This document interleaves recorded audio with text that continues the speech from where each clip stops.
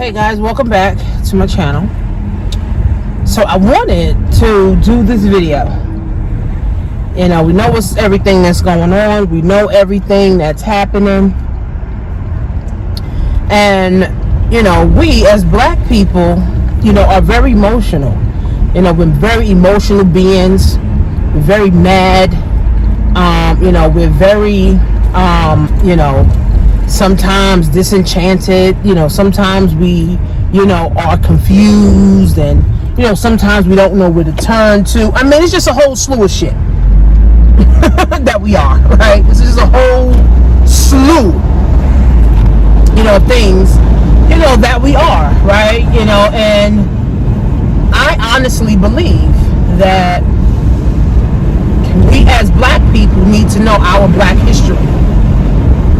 We as black people need to know our black history, right? Because if we know our history of who we are, who am I? Who am I as a black woman?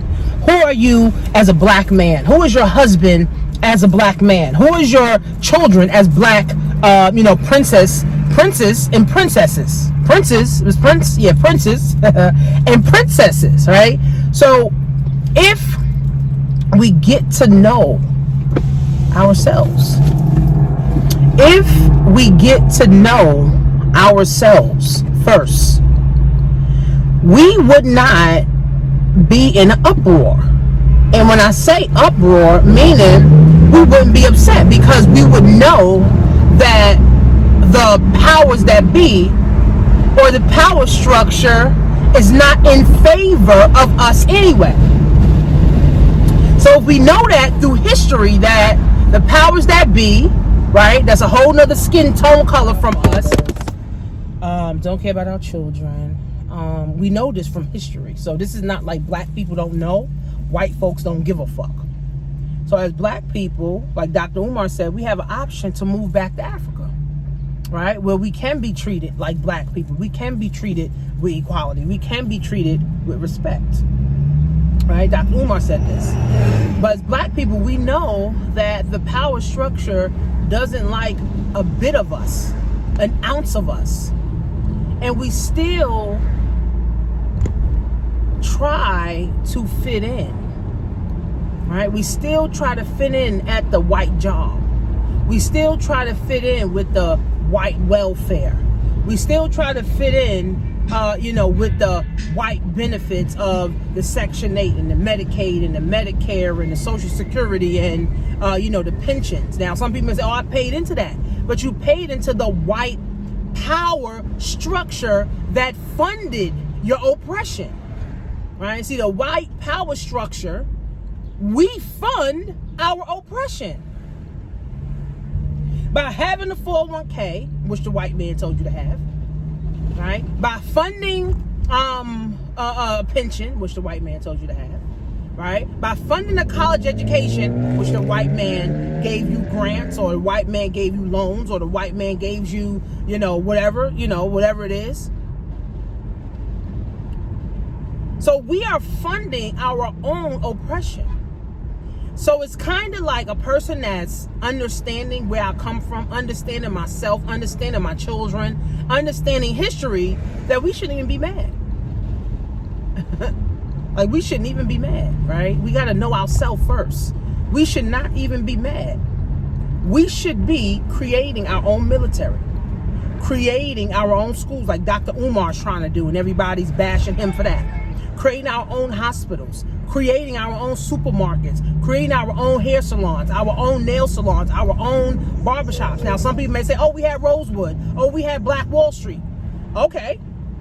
They bombed that, right? They bombed that. They got rid of that, right? So they keep oppressing us, right? But remember, black is the dominant race. Black is the dominant color. Well, brown, black and brown is the dominant color in the world. So we dominate. The problem is we just don't know how to unify. We dominate, but we just don't know how to unify. We dominate. We just don't know how to unify. There's no more Jewish people than us. There's no more white people than us. There's no more Chinese people than us. There's no more Arabs than us. It's more of us, but we just don't know how to unify. It's less of them, but see, it makes it stronger because they're together and they're unified, right? It's so hard for black people to unify because we don't trust one another, right? I'm thinking my sister's out to get me. My sister's thinking I'm out to get her. If I repost her business, oh, I'm going to be, helping further her. I don't want to help her do that. I don't want to help her, to shine. We have this from elementary school, we were taught that we were slaves and we come from slaves and slave. And, slavery is the thing where black people originated from. But if we were to learn that we come from kings and we come from queens, if we learn that we come from kingdoms, and if we learn that the man is the king and the king makes sure everybody in the village is eaten, and the queen is making sure everybody in the village is taken care of. That's where we come from. We don't come from trash. We don't come from being beaten, right? And this is what I teach my kids. We come from kings and queens, right? We come from creating our own. And see, if we know that, because one young lady was saying, well, if I'm a black woman, what do I tell my young black son? I'm a single mom, right? And here's my thing about that. You and the baby father need to come together now, right? Because the son now will be confused of who he is. All right, well, mom, why you not with dad? See, they don't understand that part. Right now, of course, some circumstances you don't need to, but a lot of it is just disagreements that you can disagree to agree to be together to help further the black race. So we got to teach young girls, young black girls, and young black men who they are first. They can't strive, they can't thrive, and they can't win if they don't know who they are. If they think having a Gucci belt is who they are. If they think having a Louis bag is who they are. If they think having a pair of Balenciagas is who they are. If they think having a long weave in their hair is who they are, right? We're fucked as a people. That's why all the rioting is happening. Because the millennials, guess what? They don't know themselves. They have no hope. They see mom struggling, mom on Section 8, mom on, unemployment, mom waiting for a Social Security check. They see mom struggling. And then now with this whole COVID, the whole world shut down. All these college graduates, no hope. All these high school graduates, no hope. There's no hope. So they don't give a fuck. They don't give a fuck. I don't give a fuck if I go loot. I don't give a fuck if I go march. I don't give a fuck if I go bust out windows and shit. I don't give a fuck. I'm dying anyway. There's no fucking hope. There's no fucking jobs for me. See, if you're a high school graduate or you're a college graduate and you're still about 24, 25 years old, you're hopeless right now in the black community. Especially if you got to go out and depend on a white man for a job, you're hopeless right now.